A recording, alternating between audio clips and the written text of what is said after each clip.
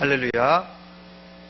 예, 요즘 낙엽이 이제 거의 다 떨어지고 가을 이제 초겨울이 돌아왔는데 어제 그저께 김장하시느라고 애를 많이 쓰셨는데 우리 호산나 성가대 대원들, 우리 권사님들, 집사님들 또 김장하시느라고 수고 많이 하셨고 지금이 이제 피곤이 막 밀려올 때입니다.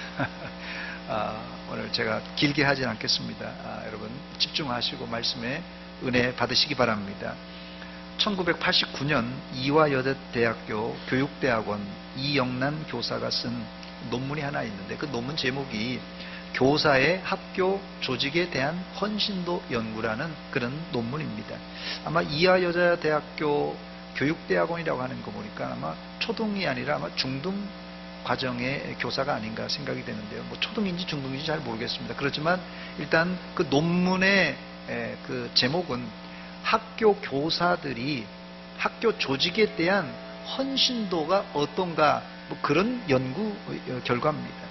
그 교사 헌신도에 대한 6가지 결과가 나왔는데 뭐 6가지 다 필요 없을 것 같고 우리 교회에서 활용이나 또 참고해 볼 만한 결과는 한 3가지 정도가 된다 생각해서 제가 발췌를 했습니다. 3가지만 제가 소개하자면 이 학교 교사들입니다. 학교 교사들의 헌신도가 첫째는 남자 교사가 여자 교사보다 학교의 헌신도가 높다.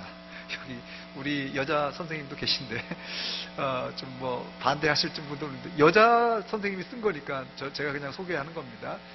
남자 교사가 여자 교사보다 헌신도가 높다. 그게 첫 번째고요. 두 번째는 나이가 많은 교사가 젊은 교사보다 학교의 헌신도가 높다.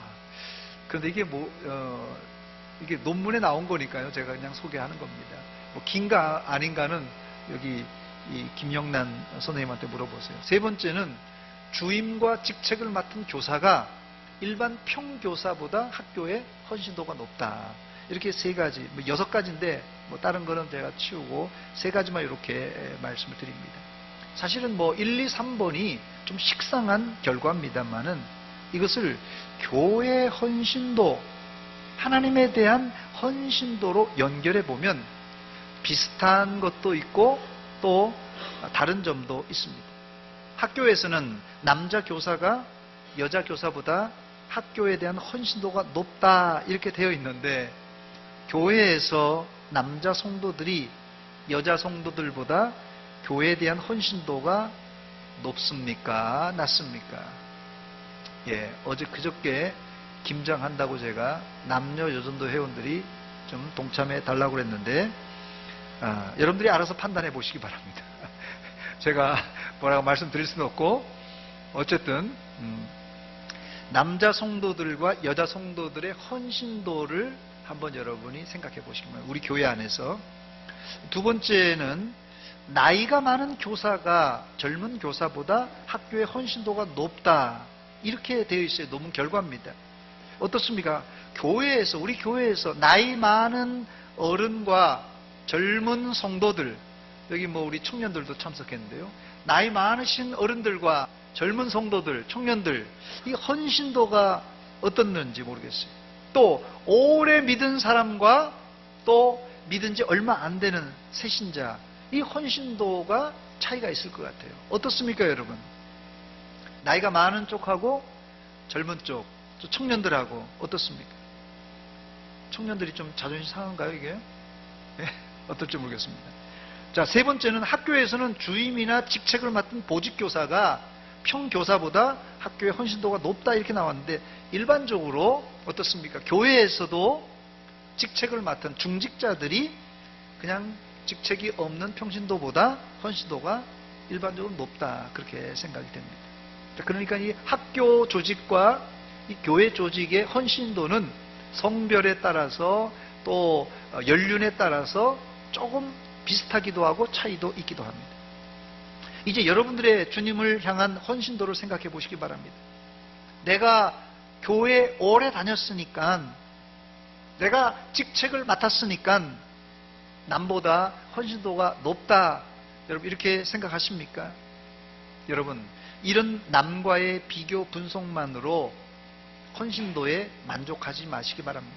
여러분들이 다른 사람과 비교해서 내가 다른 사람보다는 좀 낫다 이렇게 생각할지라도 그런 사람이 꼭 하나님께 칭찬받는 것은 아닙니다.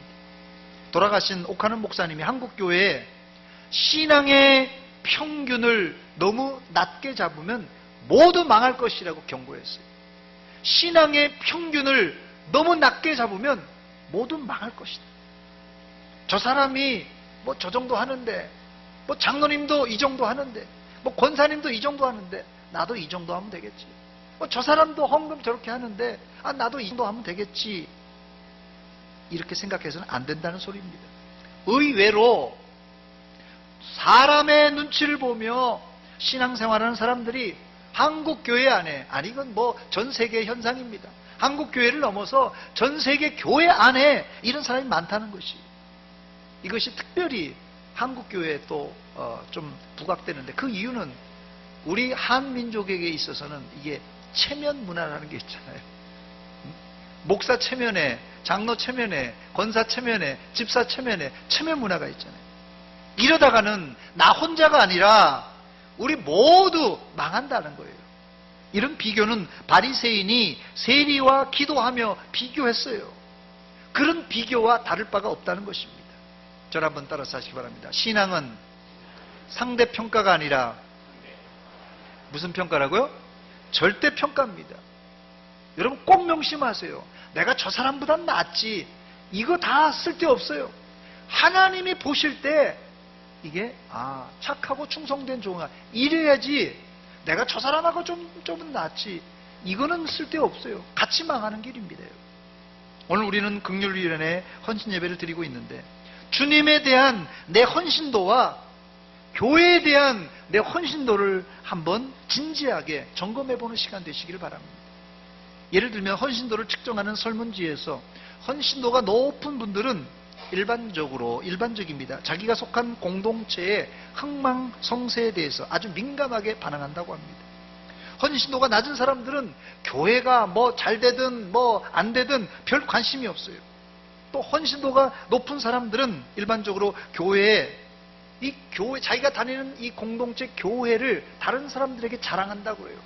이게 헌신도가 높은 사람이에요. 그런데 헌신도가 낮은 사람, 이 교회에 대한 헌신도가 낮은 사람, 주님에 대한 헌신도가 낮은 사람들은 자기가 교회 다니는 조차도 얘기 안 하고 함구하는 거예요. 자랑은커녕. 또 헌신도가 높은 사람은 교회에 어려움이 처했을 때 교회의 흥망성쇠와 함께하려고 고난을 자처하지만, 헌신도가 낮은 부류들은 어려움에 처하게 되면 공동체를 미련 없이 떠나버린다고 그래요. 그런 면에서 보면 이 자리에 계신 여러 어른들, 우리 성도님들은 헌신도가 상당히 높으신 분들입니다. 오늘 이 자리에 혹시라도 나는 한 번도 대전 서문교회를 떠날 생각을 안 했다, 이런 사람 있습니까? 아니면 결혼하신 분들 중에 나는 한 번도 이혼할 마음이 없었다, 이런 분 있습니까? 아무도 없나 본데요. 우리 교회 46년 역사 동안 왜 우리 교회라고 비바람이 없었겠습니까? 그러나 오늘까지 한결같이 자신의 역할과 자리를 지켜오신 이 자리에 계신 우리 은퇴하신 장로님들, 또 시무 장로님들, 또 권사님들, 집사님들, 참 대단하신 분들이에요. 저를 한번 따라서 하시기 바랍니다. 비가 오나 눈이 오나 내 자리는 내가 지킨다. 이게 주님을 향한 헌신이고 교회를 향한 헌신도가 높은 사람의 자세입니다. 여러분 혹시 BTS라고 들어본 적이 있습니까? BTS, 방탄소년단 들어보셨어요? BTS가 방탄소년단의 약자입니다. BTS 방탄소년단이 총 몇 명이죠? 잘 모르세요? 몇 명이에요? 7명의 남자로 구성된 아이돌 가수입니다. 모르셨죠? 잘? 예, 저도 잘 몰랐습니다. 저도 인터넷에서 봤어요. 요즘 10대 팬들이 BTS라는 방탄소년단의 헌신도, 충성도가 얼마나 높은지 모릅니다. 얼마 전에 이 BTS의 최신 음반이 나왔는데 팬들이 음반을 사는 것은 물론이거니와 극성 팬들은 새로 곡이 나오면 밤 12시부터 이 클릭을 해서 음반 차트 1위에 단시간에 올려놓는다고 합니다. 그리고 이들은 국내는 물론 외국까지 가서 쫓아가서 BTS의 공연을, 노래를 들을 정도로 헌신도가 높다고 합니다. 미국에서는 심지어 BTS 공연의 VIP석은 소형 자동차 값에 팔릴 정도로 인기가 많다고 합니다. 그래도 표가 없어서 암표가 팔리는 실정이라고 하니 이 방탄소년단 BTS의 인기가 어느 정도인지 실감이 가죠. 제가 하나로 따져보니까 VIP석이 한 800만 원, 900만 원 이렇게 되더라고요. 그 VIP석이. 그 앞에 자리가 있나 봐요. 과연 우리에게도 주님을 향한 이런 열정, 이런 헌신도, 이런 충성심이 있냐는 것이에요. 여러분들이 열렬하게 주님을 섬기던 과거의 열정은 다 어디로 갔습니까? 아마 이 자리에도 젊었을 때 유명 부흥사들이 대전에 온다고 하면 열리를 제쳐놓고 먼 길을 마다하고 교회로, 기도원으로 달려오신 분들이 많을 겁니다. 그런 열정이 지금 어디에 있냐는 것이에요. 저는 오늘 헌신 예배를 드리면서 우리 안에 존재했던 과거의 그 열정을 다시 한번 회복하기를 소원합니다. 저를 한번 따라서 하시기 바랍니다. 첫사랑을 회복합시다. 열심을 품고 주님을 섬깁시다. 오늘 특별히 긍휼사역위원회 헌신 예배를 드리고 있는데 이 긍휼의 마음, 긍휼의 열정을 회복하는 여러분이 되시기를 주의 이름으로 축원합니다. 첫 번째, 이 긍휼이란 무엇입니까? 긍휼의 정의입니다. 그 본문의 이 긍휼이라는 단어가 3절에 4번이나 나옵니다. 30절로 32절 제가 좀 빨리 읽어보겠습니다. 너희가 전에는 하나님께 순종하지 아니하더니 이스라엘이 순종하지 아니함으로 이제 긍휼을 입었느니라. 한 번. 이와 같이 이 사람들이 순종하지 아니하니 이는 너희에게 베푸시는 긍휼로. 2번. 이제 그들도 3번 긍휼을 얻게 하려 하심이라. 하나님이 모든 사람을 순종하지 아니하는 가운데 가두어두시면 모든 사람에게 긍휼을 베풀려 하심이라. 이 3절에 4번이나 나옵니다. 이 문장의 포인트는 하나님은 모든 사람에게 긍휼을 베푸시기를 원한다는 뜻입니다. 이 본문의 긍휼이라는 단어는 바울 사도가 자기 민족, 이 이스라엘을 위해서 하나님이여 내 민족 이스라엘을 긍휼히 여기사 구원하여 주시옵소서, 이런 간구입니다. 본문에 이 긍휼을 입다라는 동사로 나오는데요. 헬라어로 엘레에오라는 단어인데요. 저 미스프리 있는데요. 엘레에오입니다. 엘레오가 32번이나 나오고요. 명사 형태로는 엘레오스라는 단어인데 27번 나옵니다. 또 형용사 형태로는 엘레에몬이라는 단어인데 2번, 총 61번이 이 신약 성경에 이 긍휼이라는 동사, 명사, 형용사 형태로 이렇게 등장하는 빈도수가 상당히 높은 단어입니다. 61번이나 나온다는 것은. 이 긍휼의 명사, 동사, 형용사 이 뜻을 통틀어 요약하면 긍휼이란 무엇이냐? 다른 사람의 아픔을 내 아픔과 같이 여기는 동정과 자비의 마음이라는 뜻입니다. 이것이 긍휼의 내적인 표현이라면 긍휼의 외적 표현도 있는데요. 마음만 그렇게 생각하지 않고 실제로 어떻게 해요? 남을 도와주는 행위, 이게 긍휼의 외적인 표현입니다. 그래서 이 긍휼의 내적인 이런 뜻과 외적인 뜻을 여기에 합치면은 긍휼이란 이렇게 정의할 수 있습니다. 다른 사람의 아픔을 내 아픔과 같이 여겨서 동정하여 남을 도와주는 행위, 이게 바로 긍휼이라 말씀드릴 수 있어요. 그래서 이 긍휼은 이게 이중적인 면이 있어요. 내적과 외적인 이중적인 면이 있습니다. 야고보 사도는 이 긍휼의 내적 작용과 이 외적 작용의 조화를 이루지 못한 사람을 죽은 믿음이라고 질책했습니다. 야고보서 2장 15절 16절입니다. 만일 형제나 자매가 헐벗고 일용할 양식이 없는데 너희 중에 누구든지 그에게 이르되 평안히 가라, 덥게 하라, 배부르게 하라 하며 그 몸에 쓸 것을 주지 아니하면 무슨 유익이 있으리요? 그래서 또 야고보서 2장 17절에도 이와 같이 행함이 없는 믿음은 그 자체가 어떤 거라고요? 죽은 것이라고 그랬어요. 긍휼의 마음만 있고 실천이 없는 사람은 믿음이 어떻다고요? 죽은 거예요. 즉 긍휼한 사람이란 불쌍한 이웃을 보고 마음으로 불쌍히 여길 뿐 아니라 실제로 도와주는 사람입니다. 우리가 잘 쓰는 말이 있죠. 오전에도 제가 말씀드렸습니다만, 아이고 마음은 있었는데 이게 육신이 약해서, 마음은 있는데 돈이 없어서, 마음은 있는데 시간이 없어서, 이런 말을 한마디로 뭐라고요? 믿음 없는 표현이라는 거예요. 믿음 없다는 뜻입니다. 두 번째, 오늘 본문의 바울사도는 긍휼의 사람이었어요. 바울사도는 긍휼의 사람이었습니다. 바울사도가 본문 30절로 32절에 세 절에 긍휼이 몇 번 나온다고요? 4번 나온다고 그랬는데, 자기 동포들을 향한 긍휼을 말로만 표현한 것이 아니라 글로 표현하고 실제 긍휼을 가는 곳마다 실행에 옮겼던 사람이 바울사도입니다. 그래서 외국에 나가서 제일 먼저 전도한 대상이 누군지 아세요? 바깥에, 외국에 나가서, 이스라엘 바깥에 나가서 복음을 전할 때 제일 먼저 갔을 때가 어디로 가냐면 회당으로 갔어요. 회당, 유대인 회당을 찾아가서 자기의 동족에게 제일 먼저 복음을 전했어요. 어느 도시를 가든지 이 회당은 유대인들, 남자 유대인들 10명만 모이면 회당을 만들 수가 있었어요.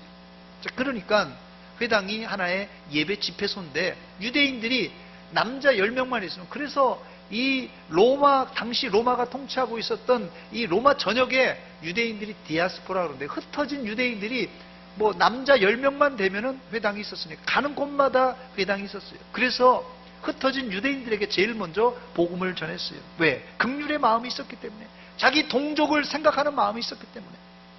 그러나 유대인들은 복음을 전하는 바울 사도를 대적하고 내쫓았고 심지어 죽이려고 했어요. 그럼에도 불구하고 바울 사도는 자기 동족을 향한 긍휼의 마음을 포기하지 않았습니다.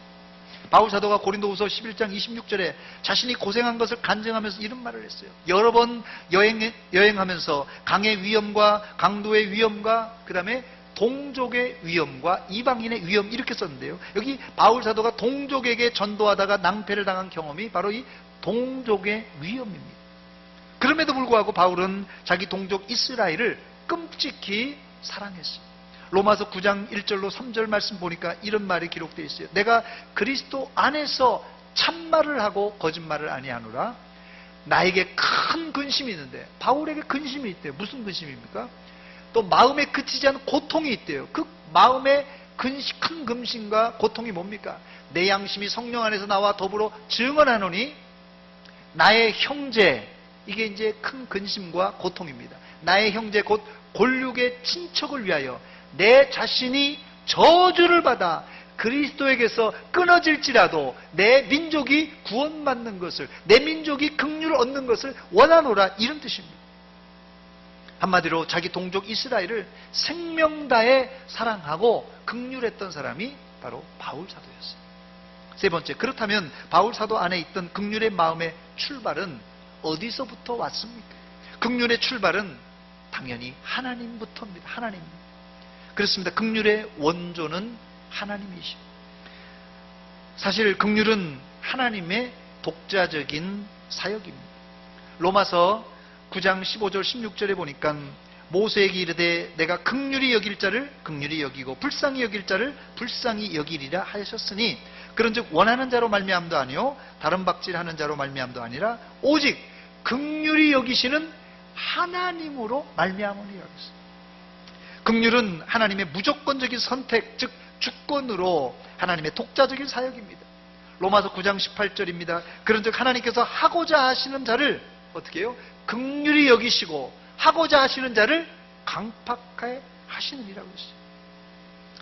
두 번째, 그럼에도 불구하고 하나님의 긍휼은 인간의 간절한 요청에 의해서 베풀어 주시요. 하나님의 긍휼이 인간의 강력한 요청, 즉 기도를 통하여 이렇게 응답해 주십니다. 시편 4편 1절 말씀 보니까 내 의의 하나님이여 내가 부를 때 응답하소서.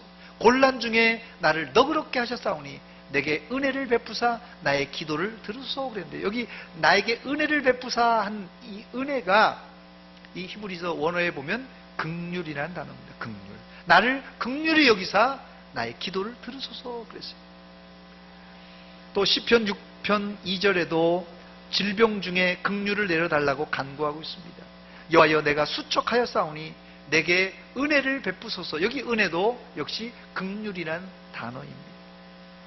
이 외에도 시편 40여 차례 시인이 하나님께 긍휼을 간구하고 있습니다. 신약 시대에도 소경과 이 중풍병자들이 또 문둥병자들이 예수님께 긍휼을 베풀어 달라고 간구했어요. 누가복음 17장 13절 말씀 보니까 문둥병자 10명이 멀리 서서 소리를 높여 이르되 예수 선생이여 우리를 불쌍히 여기소서. 이 불쌍히 여기소라는 말이 아까 제가 소개했던 긍휼이라는 단어와 같은 단어입니다. 원어는. 이때 예수님은 바쁘게 가시던 길을 멈추어 서서 그들을 치료하셨습니다. 여러분, 하나님의 긍휼은 인간의 간절한 기도를 통하여 베풀어 주십니다. 사랑하는 여러분, 하나님의 긍휼이 필요하십니까? 기도하시기 바랍니다. 기도하세요. 하나님이 넉넉하게 여러분들에게 긍휼을 베풀어 주실 줄 믿습니다. 그런데 사실 우리는 이미 이 큰 긍휼을 받은 사람입니다. 우리는 하나님의 긍휼을 받은 행복한 사람이에요. 저를 한번 따라서 하시기 바랍니다. 당신은 행복한 사람입니다. 왜요? 이 큰 긍휼, 가장 큰 긍휼이 구원이에요. 여러분들은 구원받았어요. 그렇기 때문에 하나님의 큰 긍휼을 받은 사람입니다. 네 번째, 끝으로 우리가 하나님으로부터 긍휼만 받고 가만히 있어서는 안 됩니다. 우리가 하나님께 긍휼 받았으니 나 구원받았으니 다 됐다가 아닙니다. 어떻게 해야 되겠습니까? 오늘 긍휼위원회 헌신예배니까 우리가 감당해야 될 긍휼 사역은 구체적으로 무엇인가 살펴보고 말씀을 맺도록 하겠습니다. 두 가지입니다. 우리가 해야 될 긍휼 사역의 두 가지. 첫째는 형제의 죄를 용서해 주는 것이 긍휼입니다. 형제의 죄를 용서해 주는 것이 긍휼이에요. 본문에 바울 사도는 자기 동족 이스라엘에게 복음을 전하다가 여러 차례 해코지를 당했습니다. 아니 죽임을 당할 뻔했어요. 그러나 그는 동족을 용서했고 그들을 끝까지 사랑하기를 어떻게 해요? 자기의 목숨을, 자기의 생명을 걸고 사랑했습니다. 이게 뭐라고요? 바로 이게 긍휼을 실천하는 사람의 태도예요. 로마서 9장 3절입니다. 나의 형제 곧 골육의 친척을 위하여 내 자신이 저주를 받아 다른 내 이스라엘 동족을 살리고 나는 저주받아 끊어질지라도 내 민족이 구원받기를 원한다. 이렇게 말했어요. 이 동족들이 어떤 동족이라고요? 바울을 죽이려고 했어요. 바울에게 돌을 던지고 바울을 갖다가 죽이려고 했던 사람인데 이 사람들을 위해서 자기 생명은 끊어질지라도 이런 사람도 구원받기를 원한다. 이게 참 긍휼의 마음입니다. 여러분, 이 구절이 감동되지 않으세요? 나는 저주받아도 괜찮은데 나를 해코지하는 사람이 구원받고 긍휼받기를 원합니다. 너무 감동적이지 않습니까? 혹시 지난 1년 동안 이제까지 교회 안에서 아니면 가족 간에 친구 간에 불편한 관계 아니면 서운한 일이 있습니까? 용서하시기 바랍니다. 그게 바로 긍휼을 베푸는 사람의 태도입니다. 마태복음 18장 21절에 제자들이 용서에 대해서 예수님께 물으시니까 이런 질문을 했어요. 주여, 형제가 내게 죄를 범하면 몇 번이나 용서하여 주리이까? 이때 예수님의 대답이 무엇입니까? 7번뿐 아니라 몇 번이요? 7번뿐 아니라 70번씩 7번까지 7번을 70번까지라도 용서해 주라고 주님께서 말씀하셨습니다. 그렇습니다. 형제를 용서해 주는 자가 어떤 사람이라고요? 긍휼을 베푸는 사람입니다. 자, 저를 한번 따라서 하시기 바랍니다. 용서가 긍휼입니다. 긍휼이 다른 게 아니에요. 정말 용서가 긍휼입니다. 두 번째 긍휼 사역은 가난한 이웃을 돌아보는 사역입니다. 신명기 15장 11절 말씀입니다. 땅에는 언제든지 가난한 자가 그치지 아니하겠으므로 땅에는 언제든지 가난한 자가 그치지 아니하겠습니다. 그래서 미국에 갔다 온 사람들이요, 아니 미국에 이렇게 노숙자가 많냐고. 우리나라보다 노숙자가 훨씬 더 많아요. 아니 그 선진국에 잘 사는 나라에 어떻게 노숙자가 많냐.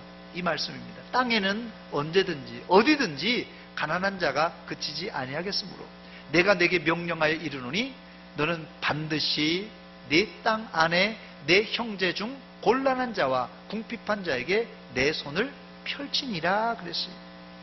긍휼 사역은 예수님의 이름으로 가난한 자를 구제하는 것입니다. 구약에서도 도움받을 길이 없는 과부나 고아를 불쌍히 여기라고 하나님은 이스라엘에게 여러 차례 당부하셨어요. 제가 지금 소개한 신명기 15장 11절 말씀에 제 마음에 딱 걸리는 단어가 한 가지 있는데 이 반드시라는 단어예요. 반드시. 너는 반드시 내 땅 안에 내 형제 중 곤란한 자와 궁핍한 자에게 내 손을 펼지니라 그랬어요. 가난한 자에게 구제하고 긍휼을 베푸는 일은 해도 되고 안 해도 되고 하는 일이 아니라 우리 성도들이, 우리 교회가 반드시 해야 할 그런 의무입니다. 긍휼한 마음과 긍휼의 행동은 사실상은 하나님의 속성이시에요. 그러므로 가난한 자에게 긍휼을 베푸는 사람은 하나님의 마음을 가지고 하나님의 손과 발이 되어서 실천하는 사람입니다. 제가 이 문구를 설교 문안에 기록하면서 참 멋있는 말이다. 제가 써놓고도요. 한번 비춰주시기 바랍니다. 지금 아니 그 전에 한번 같이 읽어보겠습니다. 시작. 가난한 자에게 긍휼을 베푸는 사람은 하나님의 마음을 가지고 하나님의 손과 발이 되어 실천하는 사람입니다. 아무도 감동을 안 하시네요. 제가 제 자랑을 했습니다만 진짜 가난한 사람에게 긍휼한 마음을 갖는 것은 그건 하나님의 마음이에요. 그리고 긍휼을 실천하는 것은 하나님의 손과 발이 되어서 우리가 실천에 옮기는 것입니다. 그러므로 이 긍휼의 사역은 하나님의 마음이 없이는 불가능합니다. 여러분, 이 자리에 계신 분들은 긍휼의 마음을 다 가진 분이라고 저는 생각합니다. 저는 그렇게 확신합니다. 이 자리에 계신 분들 다 긍휼의 마음을 가지고 있어요.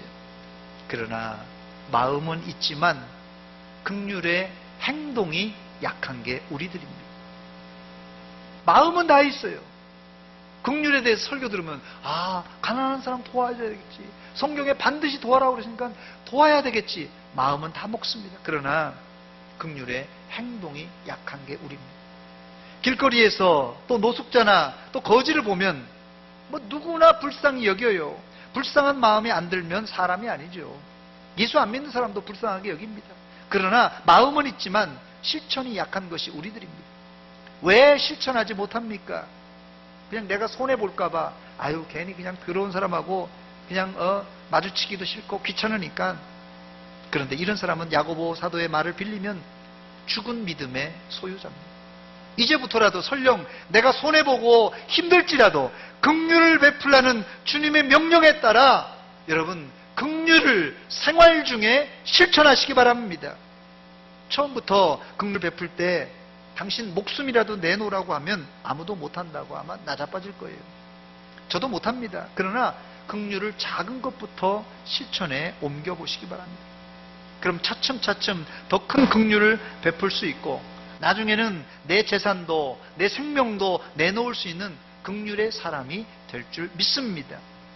아마 여기 우리 긍휼사역위원회에 속한 우리 호스피스 여기 정금숙 권사님이라 여기 대원들이 있는데요. 아마 제가 그냥 판단하는 거예요.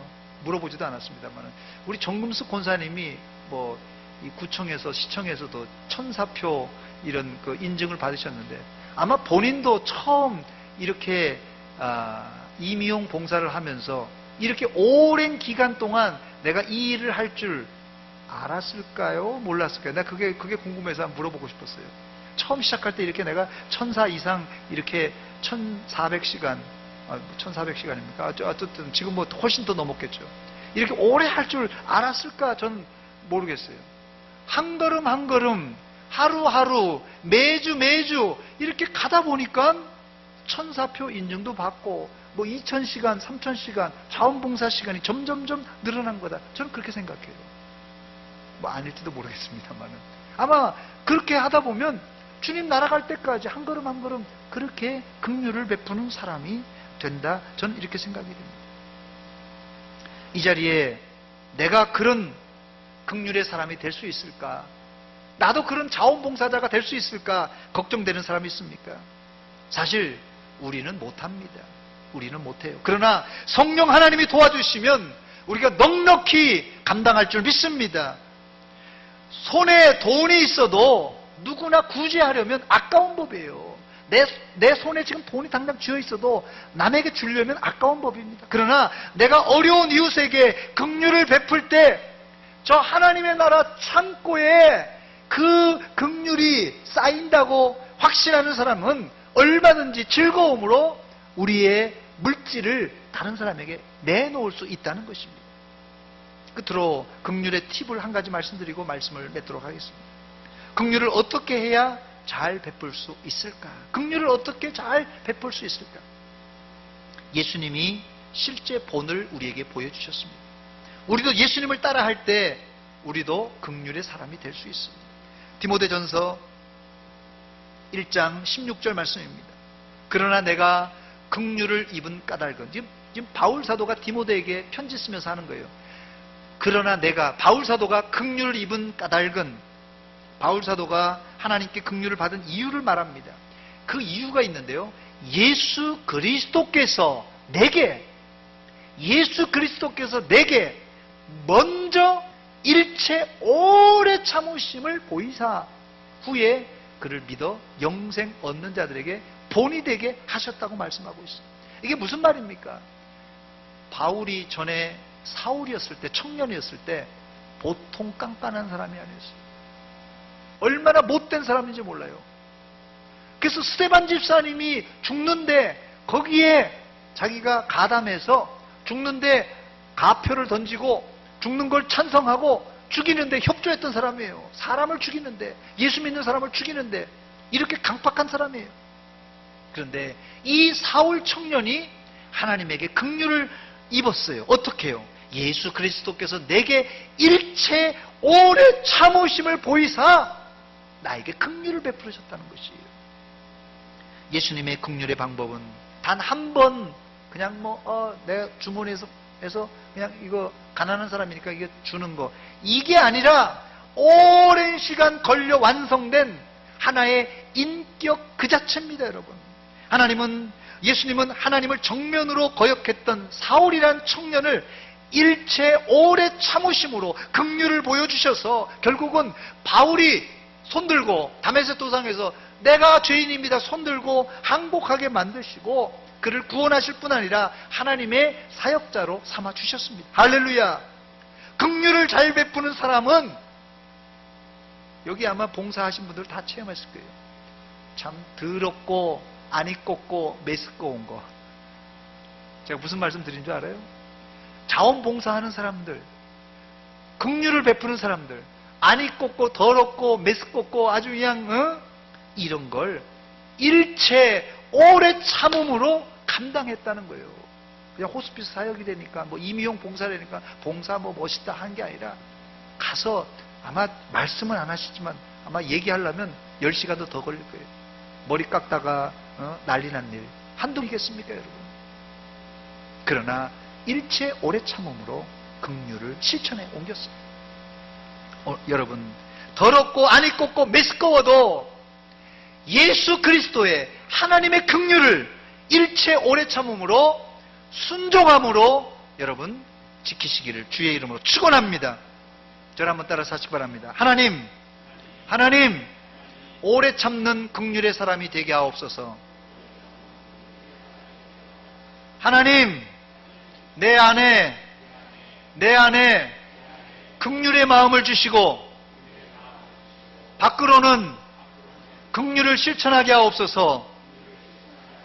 이 두 가지가 여러분 평생 기도의 제목이 되시고 여러분의 실천에 옮겨지시기를 주의 이름으로 축원합니다. 기도하겠습니다. 하나님 아버지, 오늘 긍휼사역위원회 헌신 예배를 드리며 바울 사도가 먹었던 그 마음을, 그 긍휼의 마음을, 그 하나님의 마음을 우리가 한 수 배웠습니다. 아버지, 우리가 마음은 굴떡같이 있었지만은 실천에 옮기지 못했던, 실행이 약했던 마음과 행동이 어긋나 있었던 자들입니다. 이 시간 우리에게 믿음 주시고 용기 주시사 마음 먹은 것을 실천에 옮길 수 있는 실천력 있는 사람들 다 되게 하여 주시옵소서. 예수님께서는 일체 오래 참음으로 우리를 택하시고 구원하시고 여기까지 인도하셨는데 우리는 조금만 힘든 일이 있더라도 삐치고 토라집니다. 하나님, 더럽고 메스껍고 안 이꼬운 일을 만날지라도 하나님의 긍휼을 믿음으로 실천하는 실행하는 종들 되게 하여 주시옵소서. 예수님의 이름으로 기도하옵나이다. 아멘.